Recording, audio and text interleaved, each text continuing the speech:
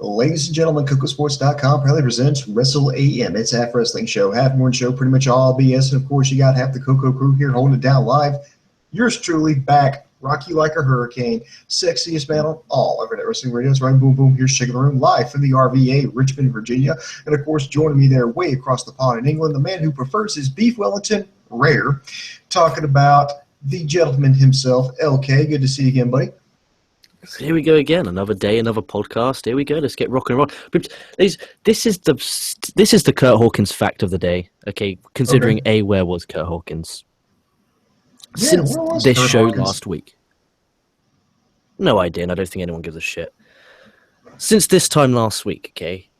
Since then to now, this will be my 15th podcast. The 15th podcast in 7 days, and on Saturday I took the day off. So that's 15 in 6 days. Unfreaking believable.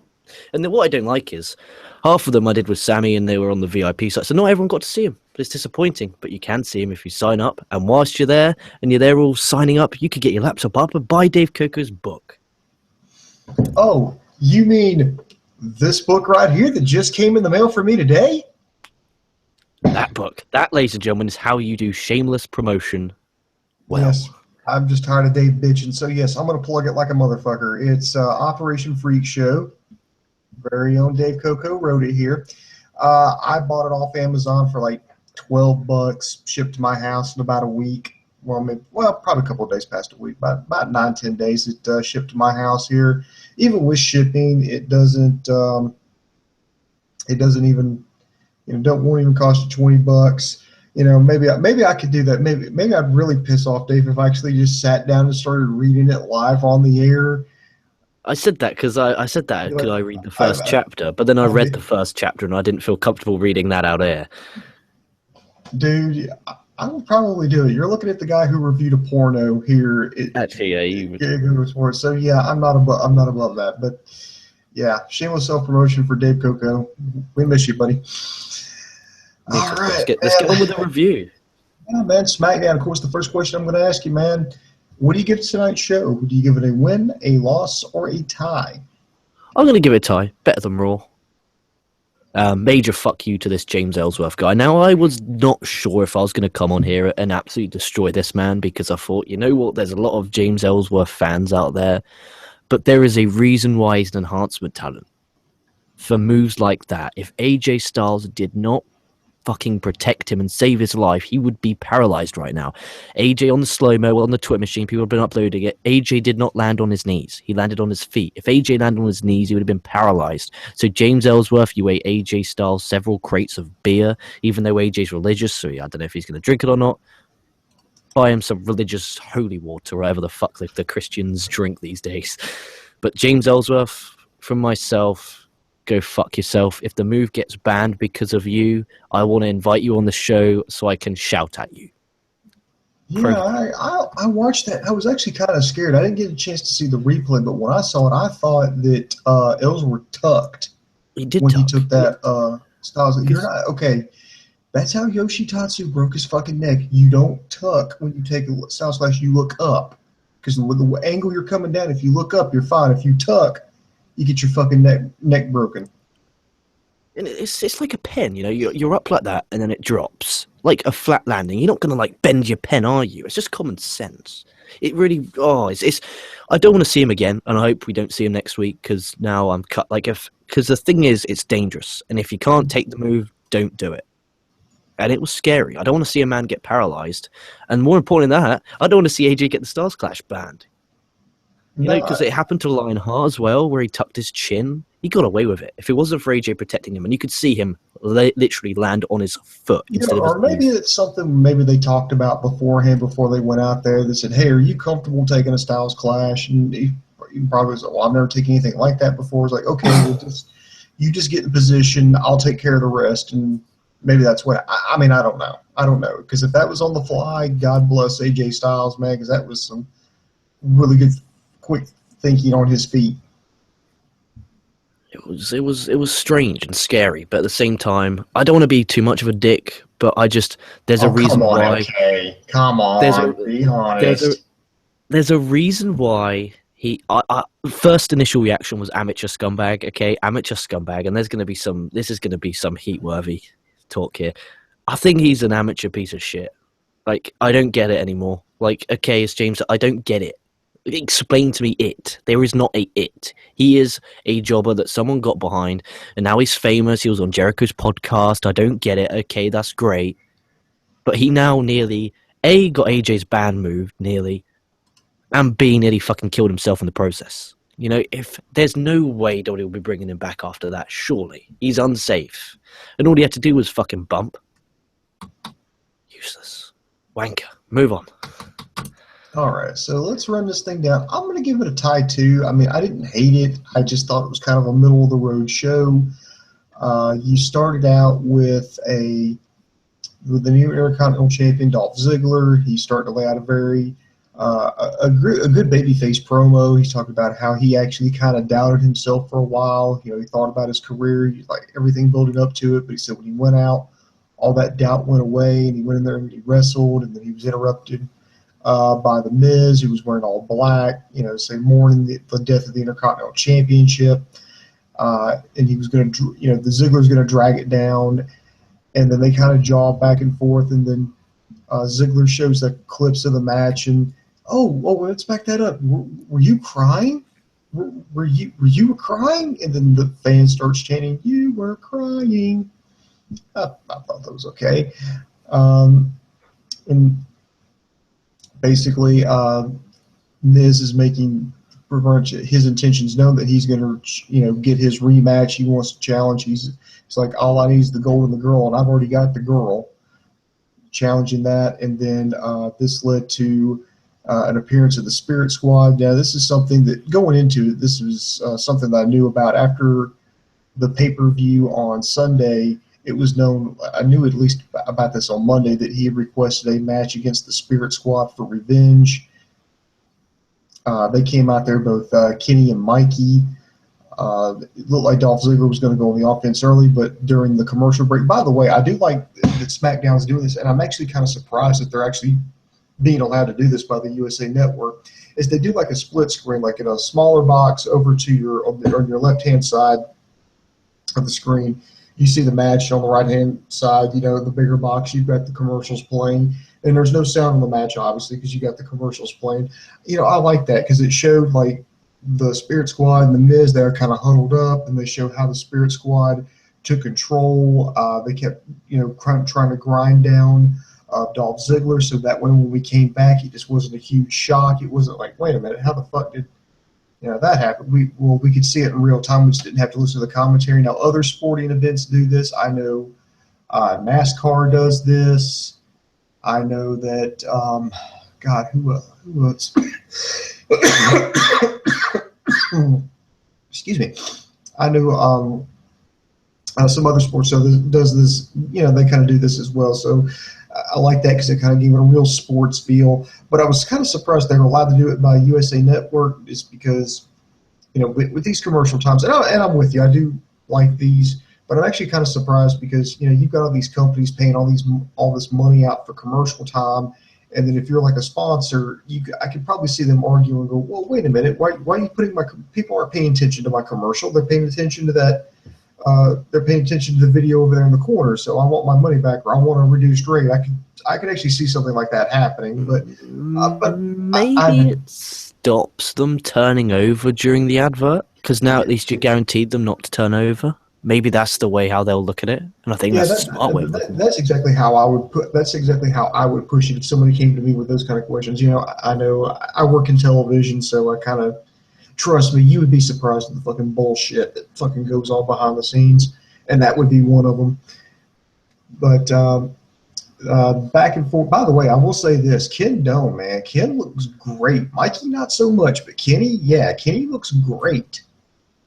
He looks like he looks like you just throw him in a regular pair of tights, man. He could go back out there and SmackDown and hang in there tomorrow.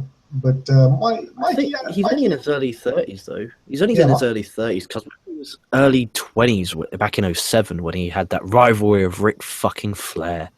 Jesus, that takes me back to my youth. Mikey, on the other hand, it looks like when they shipped him back to OVW, they must have stopped him at the Krispy Kreme and parked him there for a while. Well, he was doing stuff with Ring of Honor, wasn't he? Mike Mundo. What the fuck's he? How has he got that out of shape? Yeah, well, maybe he's. I don't know. Is he even in the business anymore? I don't know. I don't think anyone really gives a shit either. Because I know there were like 5 members of the Spirit Squad, and well, obviously Ziggler was one. Those two were the other two. So that's 3. The other two. Well, the Do two you not know why they're not? Yeah, this is brilliant. This is fucking hilarious. Okay, this was like me and Sammy literally. I've done so many fucking ones. I can't remember which one it was, but it was on one of the news ones. So I'm guessing it was the VIP one. So we're talking about it, and I found an article of what they're doing now. Okay, Johnny. Okay, he now has a full-time job in retail and didn't want to book the time off to do the Spirit Squad. Okay, this is the even worse one. The other one, I think it was Mitch. He's now a full-time Christian living in Israel. Being a Christian is not a job. No, you know what I mean. Full-time Christian in Israel, so he won't. That's how the article writ it. Okay, full-time Christian. That's what the article put. For to bury the article, go. That doesn't make sense. Full-time Christian? Maybe some hierarchy in the Christian community in Israel. We don't really know. Hey, dude, I'm just I know you're repeating. Just to me, that doesn't make any sense. I mean, I don't know. Maybe he's working with a mission organization. I don't know. But I do think there was one funny line. It was at the end when Ziggler just super kicked Kenny, and then Ronaldo screamed, "Oh my God, he killed Kenny!" And they got the win. I love that. Miz immediately jumped off Ziggler. But then it was a 3-on-1 beatdown. Looks like they were setting up for that finishing maneuver as well as the skull-crushing finale. No, actually, no, they hit the skull-crushing finale, and then the Spirit Squad was going to go in and hit their finisher where they just pick them up and slam them down. Out came Rhino and Heath Slater to make the save. And that runs the bad guys out. And I'm like, okay, what are we going to have now? 6-man? We got something coming up here? Anything? Is there going to be like another match? What's going? Okay, I guess that's the end of the segment here. All right. I feel like SmackDown dropped the ball a few times, and this is one of those because I mean they really didn't establish why the tag team champs went out there to help Ziggler. Not that I'm complaining. I mean I liked it. But it didn't lead to anything. There wasn't any follow-up on it later on in the show. This wasn't like, well, why did you guys go out there? Or the Spirit Squad going, no, you can't get involved in our business. And you know what? Because you stuck your nose in our business, we're going to see, we've got this approved with Shane McMahon. We're going to see you in the ring next week. Oh, and by the way, you're going to put your championships on the line. There was none of that. I mean, nothing to tie it together. It was just the champs made the save just because fuck logic. That's why. It's WWE, isn't it? As you could tell in my major rant I did yesterday, I've kind of given up caring. Then let's see, we got an update on Becky Lynch. She is going to be coming back. In fact, she's going to defend her championship against Alexa Bliss when they go to Scotland on November the 8th. Which, let me see what day. Yeah, that's Tuesday. That's Election Day here in the United States. So, fuck me. Ugh. There's a joke in there somewhere. I don't know where, but there's a joke hiding in there somewhere. I don't get American culture. It does it all sort of gobsmacked. I know. When it comes to like American politics, dude, I'm tempted to like go petition your queen. Take us back. Dude, I'll get my 2 cents in on that Spirit Squad bullshit. To me, I felt like they were going towards Spirit Squad for the number one contendership for the tag titles. That's what it felt like to me. Mm-hmm. Like, that's very scary, okay? Imagining the Spirit Squad as number one contenders. Like, Kenny Dykstra is in great shape, but I don't want to see them as tag champs. I don't want to see him. It was great for nostalgicness, but now I don't care. Leave. Get off my TV, please. I don't care. I don't want to see you. I don't want to hear you. I don't want to look at you. I just don't want you there. Get out, please. You already have the hype. We already have the hype bros as the fuck up team. We don't need another one. Yeah, I wonder if this is just like a one-off deal, or these two are actually going to kind of become like Mrs. like his version of J&J Security, basically his little minions, his little henchmen. Maybe that's a possibility. I mean, It's like, it gives I, more people jobs, but I just don't want to see that fat twat anymore. Extra, but well, dude, I'm in watching one of those moods where I don't give a shit if I offend anyone. well, Literally, I guarantee if they do hire him, if they do get Mikey full time, I guarantee you they're going to run his ass through the ringer in the gym. oh, dude, that's where he'll be. He will literally be living at the gym. Ooh. Then come work out with me. Apparently, He can work out. yeah, because I read He it. could go work out with. He could work out with James Ellsworth in the unemployment line. There you go. Well, I mean, hell, I'm running into WWE superstars at the gym all the time now. Yeah, I don't know and for those of you who wondered, okay, this is a funny story. It was Friday. I was trying to get a workout in before I had to go, get some sleep before I went to go work the graveyard shift. I get done with my workout. I've already showered. I've got dressed out, and I'm about to walk out. And I walk over, and I'm not really paying attention to anything, so I'm just about to walk out. And I happen to notice like this NXT logo on like a windbreaker, and I'm like, oh, cool. That's so it looks NXT. And I look over, and son of a bitch, it's the Authors of Pain. I saw that. You posted that on Facebook, didn't Yeah, you? I posted up on my Facebook page. Yeah, there was the Authors of Pain, and I said, it was actually kind of cool. I said, hey, you guys the Authors of Pain? Like, yeah, yeah. And they were trying to, because they're part of Gold's Gym, and that if you're like a Gold member, you can go to like any Gold's Gym in the nation and work out there because it's part of your membership fees. And it's like, oh yeah, it's like, you mind getting like a picture? And I'm like, no, no, no. And then I look over and it's like Elias Sampson, and I swear to God, Elias Sampson blushed because I recognized him. I said, Elias Sampson, the director, man, you're back from injury. It's like, yeah, get in here too. So I snapped this picture. It's like, thank you guys. I just watched you. It's like, what are you guys doing in town? It's like, oh, we got a show tonight. I'm like, fuck, I got to work tonight. Shit. And I looked at the results. I missed some good ones. Apparently I missed a good show. Yeah, Aries and Cedric Alexander looked like it would have been a fucking amazing match. Mm-hmm. I did wonder if you were going to that because obviously I haven't spoken to you in a couple of weeks because I know. schedules are fucked. But I Real was life hoping the you're there. It doesn't with me, my son. Internet always goes first, minus Saturdays. Yep. But back to my original point, Mikey, come work out with me, because I got the hookup, man. I'll spot you, bro. Oh, dude, fucking Mikey. We are literally, what is happening on this show? We've got the Spirit Squad. We have James Ellsworth. What the fuck is going on? Please, can someone explain to me? When the number comes in and it's bad, I'll be like, I told you so, because what the fuck? Mm-hmm. Then see, next, let's see, they promote WWE 2K17, whatever. Then, okay, Daniel Bryan and Shane McMahon, they start talking about they're making an announcement with the upcoming Survivor Series. Basically, they challenged Raw to a 5-on-5 traditional Survivor Series elimination match, 5 from SmackDown versus 5 from Raw. Then they were going to say the 5 best tag teams, 5 from SmackDown versus 5 from Raw, and then 5 of the best women from SmackDown versus 5 of the best women from Raw. I like the ideas. I like where this is going. I feel like this is what Survivor Series should be about. But my only thing that I would do is to kind of, and this would be a little attention to detail, and they got plenty of time to do this, is what is the motivating factor for your guys? If I'm, what the fuck do I care? I mean, it has to be more than just, brand pride. There has to be more on the line. Be like, well, if we win, then you'll get a cash bonus in your paycheck. Okay, I'm a little bit more motivated. Or if you win, then you'll get, if you, like in the singles, like if you're the sole survivor, you'll get an automatic title shot against AJ Styles. Wow, now I want to do that. Or if you're the tag team that survives, then you'll get an automatic tag team title shot. Whatever. Same thing with the women's. Like if you win, you'll get, or if there's 2 of you, we'll make it a 3-way. However you want to do it. I just kind of wish they need to do something to kind of show that they need motivation for.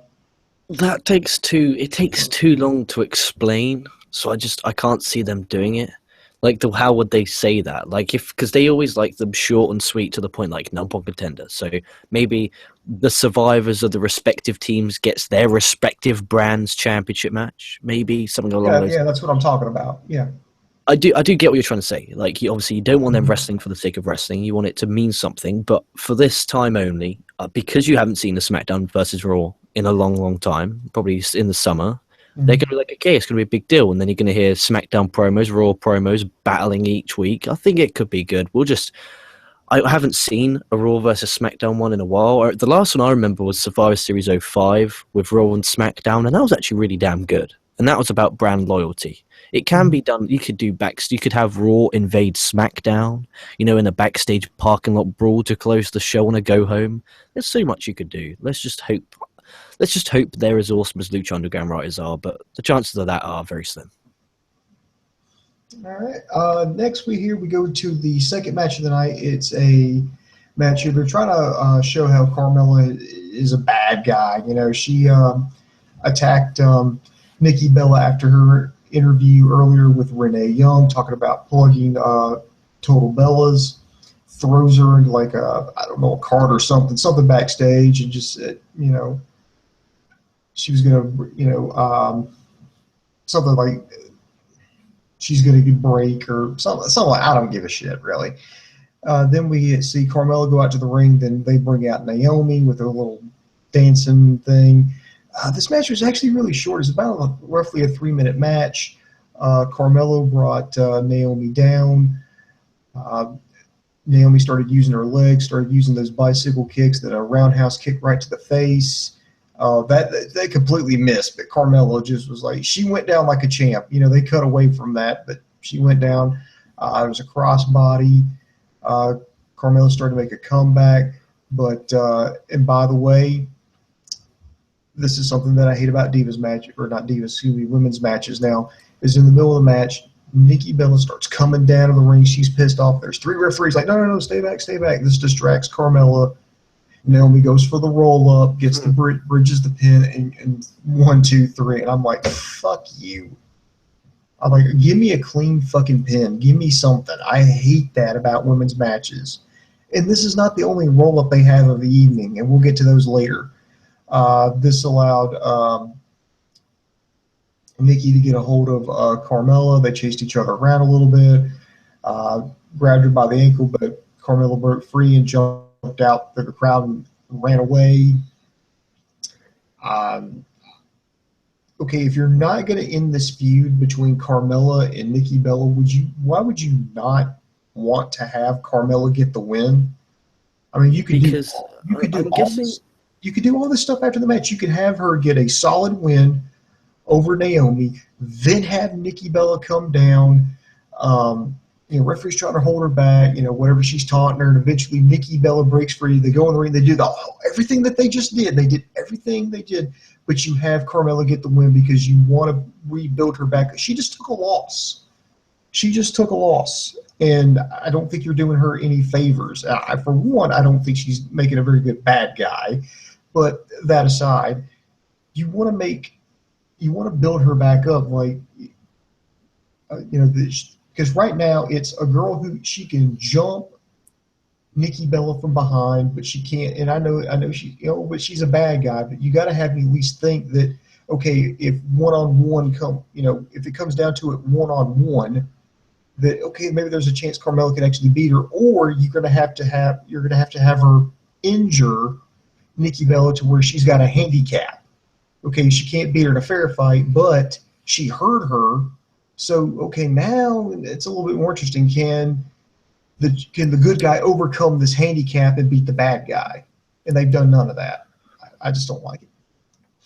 I didn't particularly enjoy this, but I'm not a fan of the SmackDown's women's division, I must say. And I love SmackDown. Like, SmackDown's always my favorite show that WWE has out there. I even prefer SmackDown to NXT at times, minus the takeovers. But I just didn't get it. Like, I thought on Sunday, Nikki Bella got the win. Let's close this feud, close the chapter, close the book, throw the book away, burn the book, pretend the book never existed. And instead we had this continuing where Carmella attacked Nikki Bella backstage again. So we're going to go on and on. Does this mean Nikki Bella beats her again and then Carmella's going to attack her from behind again and it's just going to keep on going and going and going? This has to end with some gimmick match. It just has to, because they just keep doing it again and it's the same thing every week. The same thing every week. And Carmella, I don't know what she's doing there, to be honest. She's just a roster-fitting spot. Like, she is nothing special. Like, what is she even doing there? Like, name me a good Carmella match. Name me anything about her. Name me her finishing move. What's the silence thing? But the cone of silence. It's like a triangle choke. Oh yeah, where she holds her leg in the air. It's a bit weird, but yeah, she wraps her legs around your throat like you're gonna do a triangle choke, but instead she's kind of away from you instead of like right up on you, and then to sell it, she'll kind of reach back and grab her own foot to show that she's torquing down on it. I like that. I just don't like her. I don't know why. I just like Naomi. I don't mind. She's growing on me. I hate those stupid lights. Like the lights, like warning, flash photography, please. Jesus Christ, it's just flash, flash, flash. I'm like, oh, come on. But I just don't care. Like, name me why I should care about this feud anymore. Like you literally just said, Carmella's been beaten to death, and now she lost to Naomi. Now she lost to Nikki Bella. Now she runs away. It was like last night on Raw, Rusev got double drop kicked by women and ran away from Roman Reigns, and that is your monster heel. That's when I broke my glasses, because it was worth it. And if you don't know what I'm talking about, on this channel right here, you can see the video, and it's fucking hilarious, so give it a watch. But I refuse to spend any more time on talking about Carmella. Next, I refuse. Let's see. Next, Alexa Bliss was watching the match. Andrea DeMarco interviewed her. Alexa Bliss, after she lost against Naomi at the pay-per-view, she said, "You know what? I was preparing for a women's championship match. I wasn't prepared to take on Miss Light Bright. No, of course I lost. I wasn't prepared. And if it came down to it." I could beat Naomi any day of the week, and twice on Sunday, Daniel Bryan just happened to be there and said, "You know what? Did you just say you could beat Naomi any day of the week?" And she said, "Yeah, well, how about next Tuesday then? Next week, SmackDown." I thought that was well done. I liked her promo. I thought she did a good promo, and I don't say it's about WWE very often. I like the fact they're promoting next week's show. They very rarely do that, and that's one thing that SmackDown has over Raw. Actually, Raw did that well this week as well, because they announced Lesnar and Goldberg, so thumbs up for WWE for that. Yeah, Alexa Bliss, man. Now, there was somebody when she first started out, it was like she was too vanilla, too generic as a babyface, but when she went heel, my God, she found her calling. Yeah, unbelievable. She's a naughty girl. I love it. Next, we go to a little one-on-one action. Jimmy Uso versus Chad Gable. They were already in the ring, so they started the match. Chad Gable went after the arm. It looked like the good guys were going to keep it on the mat. This looked like the good guys were finally going to get their due here. But Jimmy Uso rolled up Chad Gable in the corner, and then his brother Jay, stuck his leg up and put his feet on his brother to kind of give him some leverage. They got the 1, 2, 3, and I'm about ready to get the shovel out, because American Alpha really needs to get some wins, or they're deader than fucking dog shit right now. Because I understand that you got to build, that you got to, make the Usos so bad, so by the time that American Alpha beats them, it's just, you get this huge pop, you get like this amazing feeling. But right now, since they have debuted, I think they've beaten the Vaudevillains. I think they may have beaten the Ascension, but that is it. They have lost this feud. I mean, they've straight up lost this feud with the Usos. I mean, they've done nothing since that tag team tournament. They've looked like jokes. They've looked like jokes, and they're good. They're awesome. The thing is, what their WWE's logic is, but they were meant to be in the final of the SmackDown tag team titles. They got screwed by injury, and it's just the way it's actually looking is that Gable and Jordan keep on losing to the Usos in singles. Why would I be interested in a tag match when I've seen both the Usos defeat Gable and Jordan in singles? Like, there's no excitement there. I've already seen the Usos beat them. And then when you have if you have the Alpha beat Usos, you're like, well, why did they beat them one-on-one? I don't know anymore with this. I'm kind of over it. Like, Alpha, we kind of knew they were going to get fucked. We thought they were either going to get hot shot at the tag titles or they were going to be nothing. They are nothing. And if you're a casual fan, okay, you're not a hardcore wrestling fan, and you did not watch NXT, and you're seeing these guys come out, you're like, oh, okay, these people like the Ascension who do nothing. Sad, but, it was just a waste of time. Move on. Yeah, they did that. Yeah, it was like, the Hype Brothers were back there talking about the SmackDown Tag Team division and what they were doing last night. Apparently, Mojo Rawley was interested in 3 chicks, but Zack Ryder decided to spend the night in because he's not hyped, I guess. And there's the Ascension just standing there. And they're just like, okay, what's up? Why you guys been standing there? And they don't say anything and they walk off. Does this lead to a match? Does it lead to an attack? No, they just were there. This segment actually just happened. Dude, this match was sponsored by one thing. This segment, it was sponsored by No Ball. No Ball. We make sure you ain't sleepy. Unbelievable. Unbelievable. Like, I'm literally there, like, questioning what I'm doing with my life. Like, I could be finishing off New Japan's King of Pro Wrestling, and I'm sat here like, I wish I could. And then Zack Ryder comes on my screen. I'm like, no. And then Mojo's there with his stupid hat. Like, it's not a hat. He's not wearing a hat. Like, that's a hat, nice fucking hat. He's wearing some long ass shit. He looks like an imbecile. He's there bouncing around saying something about 3 chicks, and it was horrible. And the Ascension stood there like weird freaks, and then Mojo with the lines, it was something along the lines of, how long have you been standing there? We've been getting changed. Like, dude, you're not funny. You just come across as a piece of shit. I mean, like, okay, those 2 guys wearing face paint standing right there, and you didn't notice them until just like 30 seconds ago. Like, I didn't hear the door open. They're in the locker room. And the thing is, they're in the locker room. How come the locker room is always empty? It's always empty. Like, why couldn't you have, like, James Ellsworth in the background putting his shoes on? It'd have been one thing if they just would have walked in, because that would have made sense. But just to basically imply, okay, you guys were standing there the entire time. We never noticed you. We changed right in front of you, and we started arguing. Then that's when we knew. Okay, you know what? I'm looking too much into it. Let's get to LK's favorite segment of the night. AJ's victory speech. Basically, he won the triple threat match, came out the king, the champ is here. No room for losers on his bandwagon, so he decided to bring out he was going to have his special opponent tonight. This brought out Dean Ambrose. Of course, Dean Ambrose wasn't it. They argued back and forth. They said, no, I want to bring out my real opponent, and they bring out James Ellsworth. They argue. Of course, there's a little bit of I still like Ellsworth 316 says, if you got 2 hands, you got a fighting chance. I like that. I'm sorry, I did like that. And Ambrose is like, you know what? I actually want to watch this. Daniel Bryan came out and said, you know what? Okay, luckily I'm a huge James Ellsworth fan, so this match is going to happen, but it's going to happen now. And Dean, I forgot, you're not going to be at ringside because you're going to be the special guest referee. And then Ambrose took the shirt right off the referee's back, put it on. Then they get to the match. Ambrose took a sweet time patting down AJ Styles. Didn't even bother to pat down Ellsworth, made him kind of comply with his rules. Of course, he was instructed beforehand that if he put his hands on Dean Ambrose, then he would be either fined or suspended. So can't do that.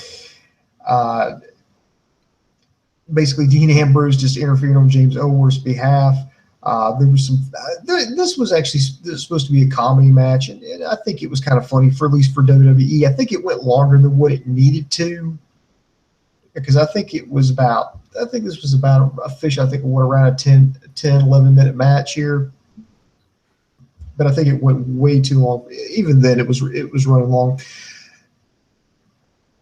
There were some funny spots where Dean Ambrose would count fast on AJ, but not count for Ellsworth. He went to the outside. We tried to sign an autograph for a fan. He tripped AJ Styles coming back into the ring. He tried to do a fast count. He even hit him with dirty deeds. Oh no, the funniest spot was when Styles put Ellsworth in the calf crusher, and then Dean Ambrose rolled over, got on his cell phone, was like, "Oh no, I'm refereeing a match right now," and there's Ellsworth tapping out, and AJ's like, "What the hell are you doing?" They mess around a little bit more. Eventually, he puts him in a Dirty Deeds, puts Ellsworth on for the cover. AJ Styles kicks out. It goes a little. He gives another Dirty Deeds to AJ Styles, puts him back on, counts extremely fast. 1, 2, 3. So James Ellsworth gets the win. Dean Ambrose raises his hand. AJ Styles is completely beside himself. And for a comedy match, I guess it was okay. I just wish it hadn't been so long. I wish it didn't happen, but I liked it. That's what's annoying about it. I actually liked it. I was actually really liking it until the end. And the stars clash. It just ruined it. It ruined it. It ruined it. It ruined it. And ruined it. And I don't care. Like, literally, I can be like, people are like, oh, why do you hate James Earl? Like, I don't hate him. I hate the fact that he botched the Stars Clash. It annoys me because it's a move that WWE were, they were, weren't they? They were really scared of letting him use it. It took him a few months to be able to get to use it. Now he uses it regularly and it's all safe. And then this guy, a non-WWE wrestler, comes in. He takes it and nearly fucking breaks his neck. It doesn't look good on the independents. It doesn't. It's like, oh yeah, one of your WWE guys take it all the time and there's no problem, but we get one indie guy come in and he nearly breaks his neck. It's not a good thing. I don't like it. It's just, I hope he's okay. Like, obviously I don't wish death upon the man. I hope he's alright. I hope his neck isn't too fucked. But AJ saved your life. You owe him some drinks. It's sour taste in my mouth. I will move on from this because I don't want to get in more trouble than what I already am. Then we go to the bowels of the building. Randy Orton's walking through. He stumbles across Kane, and he says, well, Kane, you're the only person in this building who knows what it's like to go through hell. I'm tired of living in Bray Wyatt's world. So Wyatt can live in his. There's no way out of his world. And he was like, you want to come with me for the ride? And Kane's like, yeah. Oh, by the way, you got issues, which I thought was kind of funny. Then they start hyping up the Royal Rumble return to the Alamo Dome in San Antonio for the first time in like 20 years. Then they do a replay of the finish to the Styles match. He comes back in, and then McMahon. I think Shane McMahon said the dumbest shit fucking possible in this fucking segment. He says, "Well, you need to be mad at yourself. You're the one who won the match, so don't be mad at." Don't be mad at Dean Ambrose. Don't be mad at Daniel Bryan. Sure as hell don't be mad at James Ellsworth. And I'm like, yeah, he can totally be fucking mad at Daniel Bryan. He can totally be fucking furious with Dean Ambrose because Dean Ambrose actively worked against him. Oh, but you can't be mad. Fuck you. Did you watch the same fucking match? You had, look, I know it's supposed to be funny, but, you think realistically, okay, this guy that you made, that guy made the referee, made this guy who hates me the referee, who actively worked against me and cost me the match by actively, working against me, physically put his hands on me, and then you're telling me, oh, this is all my fault just because I won the match with James Ellsworth? Fuck you. It's the dumbest fucking thing. That was the dumbest goddamn thing said tonight.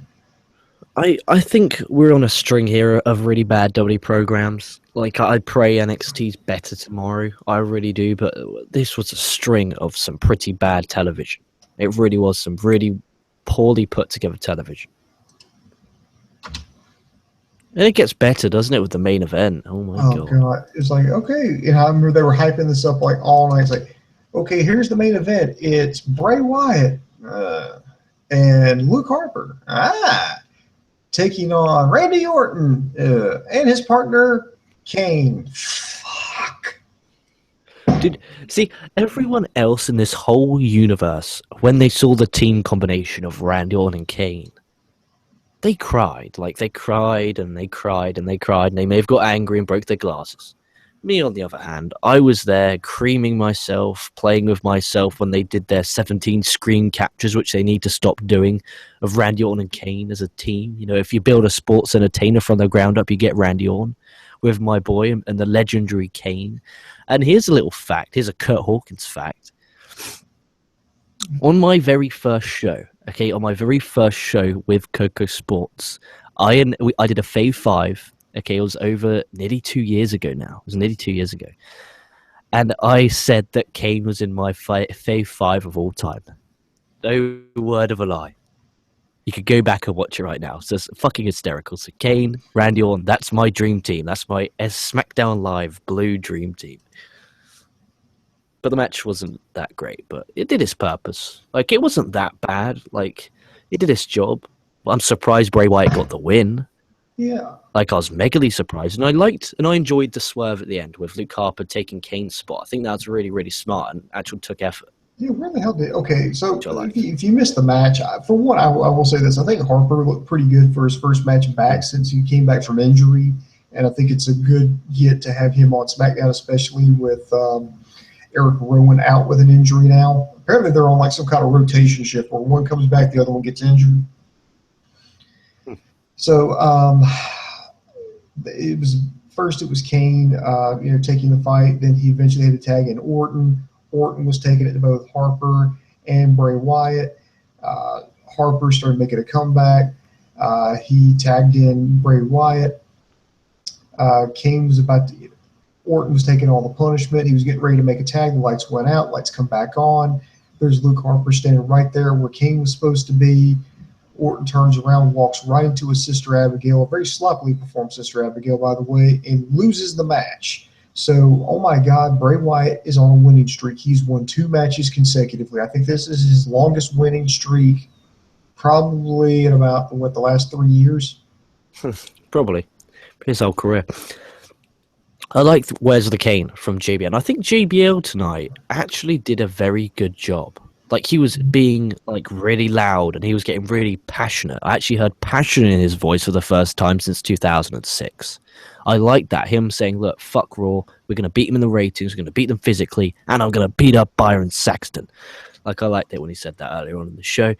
I liked him at the end of the night saying, where's Kane? Like, really softly. Like, he's kind of concerned for where's Kane. And now, hopefully, next week's SmackDown, we get Kane vignettes with Bray Wyatt. I think that could be not a match. I want vignettes. Like, Bray's got Kane locked up. Randy Orton's looking for him. Maybe this could lead to something down the line. But I don't know what they're doing, and I don't want to use the brain power that I have left right now to try and figure out what they're doing, because you could draw 17 different mind maps of how this story could go. They'll do the 18th one, the one that you haven't thought of. And it won't be a good one because you haven't thought of it. So I just kind of given up trying to think what WWE's about to do, because it never happens. Like, I don't want to get my hopes up. That's the worst thing that's going to happen. All right. We're going to do some quick questions and comments over here in the chat room. By the way, Keenan Murray just gave you like a thumbs up because he just loved the title of the show. Do not tuck your chin. So you gotta like just for that, sir. Let's see. Almanzar Awad, he says, who do you think AJ will face at Survivor Series? So who do you think his opponent will be? Logically speaking, like, chances, yeah, you need to have the champion defending his championship on Survivor Series, but you got to think logically they would want, Shane and Daniel Bryan would want to put him on their SmackDown team, because, talk about the best of SmackDown versus the best of Raw. Well, what better person to put on your team than your champion? But then what would the rest of the card be?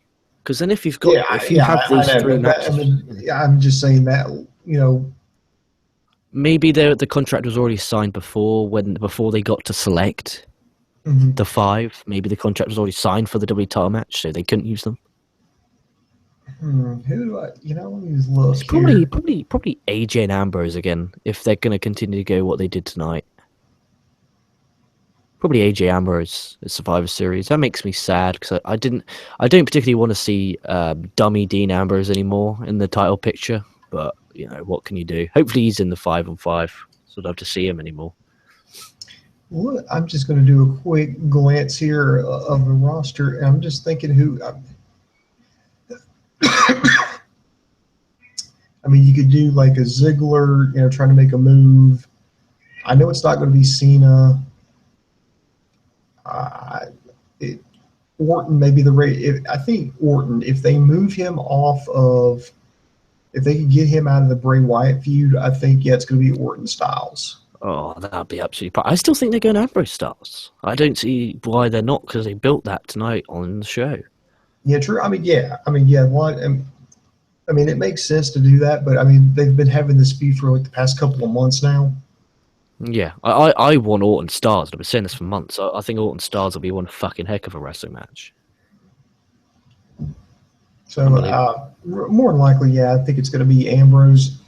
I don't think they're. I think what they may wind up doing is having, and I can't believe I'm saying this. I'm thinking they may have Cena win the Royal Rumble, go on to face AJ Styles at Mania. He gets the win. He gets the win there and gets a 16th championship. So, and that's probably good. And I think this might be his last title run. Yeah, that's probably what's going to happen. That you could bet good money on that. Like, if you're a betting man and you find somewhere online that you can bet on the Royal Rumble, I'd bet Cena big money. Imagine that crowd, 60,000 people booing his fucking ass. Oh, God, that'd be great. Well, at least one thing's for sure. At least we don't have to put up with goddamn Roman Reigns anymore.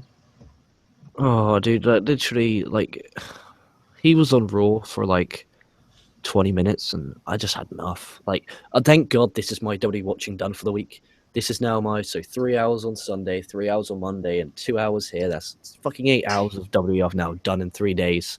That's enough for any man. My toll has been thrown. My limit has been destroyed. My pole broke. I can't be dealing with any more WWE for a while. Oh, 6 days till Raw. Xavier Channer says, at least SmackDown has direction, which I agree. When compared to the two, at least SmackDown might not be doing well in the execution department, but at least they know where they're wanting to go. Yeah, and effort's put in. I always talk about it. It's always about the effort. You can see there's some effort going on there. Yeah. Well, I think that's going to do it for us. I don't think there's any more questions or comments we can take. So, anything else you want to plug? No, I already did some shameless plugging of my VIP. Links on the screen and in description. Buy Dave Koco's book. You could download on the Kindle app. I've got it on the Kindle app. You can buy a hardback copy that Boom Booms has got. Support our friend Dave Koco. Support the team by subscribing to this channel, liking us on Facebook, Twitter. You can do the rest, Booms. You're a professional salesman here, so you get your Don West hat on. I want everybody to check us out at KocoSports.com. That's KocoSports.com. It's your home for all combat sports. It's where the world goes to kick ass, and most importantly, where it's okay to be a passionate fan. You need to also subscribe to us on YouTube, Facebook, and Twitter. We're always cranking out these shows. We've got the Raw review in the can. Obviously, this is SmackDown. We've hopefully got a NXT, Lucha Underground, TNA, Ring of Honor. We've got to have all these reviews here on our channel, so you need to subscribe to us so you don't miss a second of the action. Also, shameless self-promotion time, just so Dave Koco will shut the hell up and not beat us anymore, is my Operation Freakshow. This is not my book. This is not OK's book. This is our buddy Dave Koco's book. He wrote a little kind of like a vigilante story here. It's kind of dark, so if you're in the mood for something a little, kind of think like Batman, but very dark. But he doesn't have a problem killing people, and it's Luchador Mask. So check it out. I think it's $6 on Kindle. Is it $6? I think it's no, it's like $3. I paid £3 for it on Kindle. Okay, yeah, it's not even $5 then on Kindle. I think this copy here cost me maybe $12 here. So, maybe if you can ship it to Dave Koco, he'll autograph it for you and send it over. I just roped you into something, Dave. You're welcome.